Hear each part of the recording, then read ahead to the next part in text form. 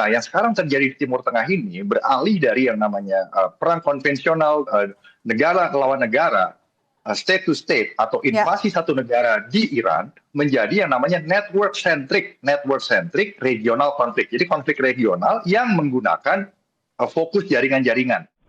Bergabungnya Arab Saudi dalam melawan Iran bersama Amerika Serikat memperluas dampak perang Iran. Selengkapnya kita akan bahas bersama Wibawanto Nugroho Widodo, pakar geopolitik dan keamanan nasional, sekaligus Ketua Bidang Kebijakan Luar Negeri DPP IKA Lemhanas RI. Mas Wibah, selamat sore. Kalau kita sudah simak tadi bagaimana Arab Saudi ikut bergabung dan menyerang milisi di Irak yang pro-Iran, pertanyaannya adalah, mengapa Arab Saudi langsung melakukan serangan ke Irak, bukan menyerang langsung Iran? Ya, jadi gini Mbak ya, jadi kita melihatnya itu, coba pahami cara berperangnya superpower ya, dalam hal ini Amerika. Kita melihat dari 4 dokumen penting yang dimiliki oleh Amerika sebagai negara. Yang pertama adalah strategi keamanan nasional Amerika Serikat. Yang kedua adalah bicara mengenai national defense strateginya Amerika Serikat. Yang ketiga national military strategi dan national intelligence strategi. Jadi situ dijelaskan bagaimana kenapa Amerika itu berperang untuk mempertahankan stabilitas global. Order yang tercipta selama ini yang harus dikoreksi dengan cara-cara yang gradual gitu maksudnya. Dari perspektif Amerika ya. Dan bagaimana Amerika itu merajut instrumen of national power militer sebagai kekuatan utama pertahanan nasional dengan instrumen kekuatan nasional lainnya, baik itu informasi, intelijen, ekonomi, intelijen, finansial, dan juga melibatkan yang namanya koalisi, itu poinnya tuh. Jadi di sini pengerahan angkatan darat, angkatan laut, marines, kekuatan darat, laut, udara, cyber, dan juga space, itu harus dikawinkan dengan aliansi gitu. Nah, ini yang disebut dengan yang namanya perang koalisi. Nah, yang sekarang terjadi di Timur Tengah ini beralih dari yang namanya perang konvensional negara lawan negara, state to state atau invasi satu negara di Iran menjadi yang namanya network centric regional konflik. Jadi konflik regional yang menggunakan fokus jaringan-jaringan. Nah, kenapa? Jadi kekuatan Amerika itu juga langsung bergantung dengan aliansinya, itu baik itu NATO, baik itu juga Israel sebagai forward strategic partner di Timur Tengah karena keunggulan militer, teknologi, dan juga letak geografinya, dan juga negara-negara grup country council termasuk Arab Saudi yang merupakan regional aktor utama, regional partner yang utama. Mas Wibah, artinya ketika Arab Saudi melakukan serangan ke Irak untuk dalam tanda kutip menghabisi milisi pro-Iran ini, Arab Saudi masuk ke eskalasi perang Iran?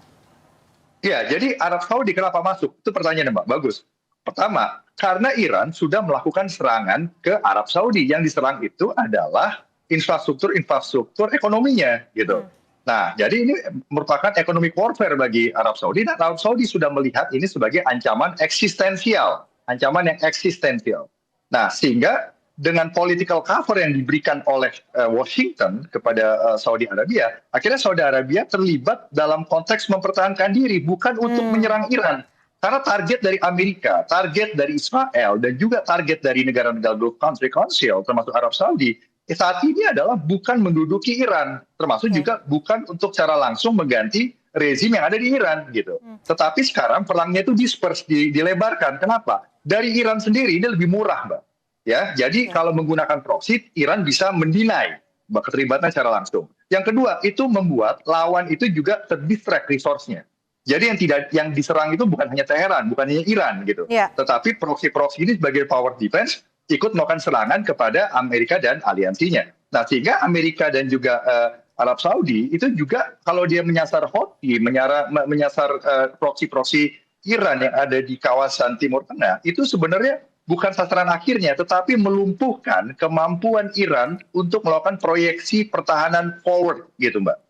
Ya, artinya ketika ini tujuannya adalah untuk melumpuhkan pertahanan Iran dari milisi-milisi pro-Iran ini, apakah ini serangan akan terus berlanjut dan apakah tidak berhenti dari Saudi juga, melainkan ada negara-negara lain yang juga merupakan sekutu dari Amerika Serikat?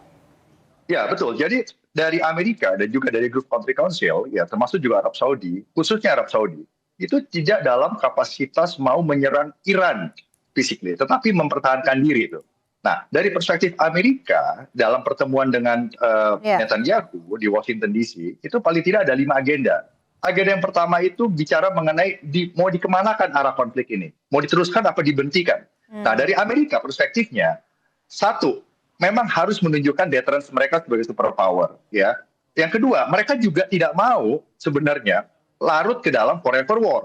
Sementara Israel itu mempunyai perspektif yang berbeda, Mbak. Israel itu menganggap Iran ancaman eksistensial yang harus dibereskan seawal mungkin. Yang kedua itu kita bicara mengenai kemampuan nuklir Iran. Kemampuan nuklir Iran itu mungkin sudah banyak yang secara fisik fasilitasnya dihancurkan. Tetapi nuklir ini kan bicara knowledge. Knowledge itu tidak bisa dihancurkan. Saintisnya masih ada, supply-nya masih ada, industrinya masih ada. Yang ketiga, Amerika itu ya tetap akan menggunakan tekanan untuk melakukan yang namanya negosiasi. Jadi courtship diplomasi. Setiap ada serangan militer, disitulah Amerika juga melakukan diplomasi. Jadi ini adalah strategic bargaining, berdiplomasi dengan menggunakan kekuatan militer. Tetapi ke semua pihak itu menahan diri untuk melakukan direct attack. Nah, jadi yang digunakan adalah proxy itu. Dan ini bicara juga mengenai perebutan struktur dan arsitektur regional security complex yang ada di Timur Tengah mau dibentuk pulang seperti apa gitu loh. Baik itu strukturnya, baik itu aturannya, baik itu institusinya, normanya, tata kelolanya, balance of power-nya, ini semua menjadi perebutan. Jadi mereka semua sebenarnya menahan diri, Mbak, dengan manage escalation. Dan ini juga dan agenda kelima di Washington DC adalah membahas bagaimana menghadapi proksi-proksi Iran. Nah, jadi yang paling efisien dari semua pihak yang terlibat konflik saat ini adalah berperang dengan jaringan-jaringan proksinya. Amerika juga melibatkan aliansinya, baik itu Israel dan juga grup Abrikasium, sementara Iran menggunakan proksinya gitu. Nah, ini artinya termasuk pangkalan Israel yang memang disiapkan untuk Amerika Serikat membantu menyerang Iran?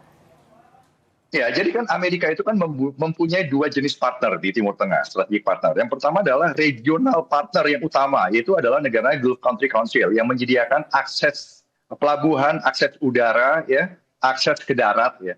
Dan juga yang namanya forward strategic partner, itu Israel, yang unggul secara teknologi dan militer, unggul secara intelligence, ya. Sehingga Amerika itu mempunyai basis intelligence yang cukup kuat. Mereka menerapkan cara-cara peperangan dengan metode C6ISR yang saya sering sampaikan.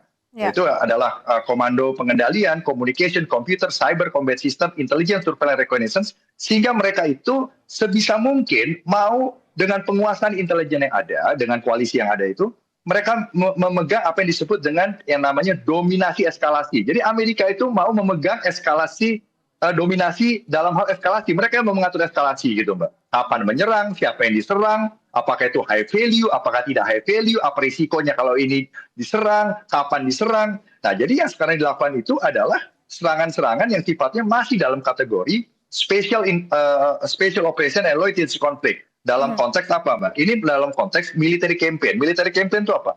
Operasi-operasi militer ya yang direncanakan ya yang dilakukan yang terkoordinasi yang digabungkan satu persatu menjadi gabungan yang disebut dengan military campaign yang dikoordinasikan oleh Central Command di bawah Laksamana Brad Cooper yang markasnya di Tampa, Florida. Nah, apa yang diintegrasikan? Yang diintegrasikan itu bukan hanya instrumen of national power-nya Amerika, tetapi juga instrumen of national power-nya Gulf Country Council, Irak, Qatar, Kuwait, Israel, semuanya disatukan di situ di bawah Central Command untuk menghadapi Iran, tetapi bukan untuk mengganti rezim sekarang atau bukan untuk menduduki, tetapi untuk mengubah perilaku strategis Iran. Supaya apa? Supaya akhirnya semua itu mau kembali kepada meja perundingan, karena semua itu menghindari perang yang tidak terkontrol, karena ini eksesnya bisa menjadi krisis global. Dan Amerika juga fokusnya bukan di Timur Tengah sebenarnya, Mbak. Fokusnya adalah di Indo-Pasifik menghadapi China. Oke, baik. Terima kasih atas perspektif Anda, Wibawanto Nugroho Widodo, pakar geopolitik dan keamanan nasional. Terima kasih, Mas Wiba. Selamat sore. Terima kasih. Ya.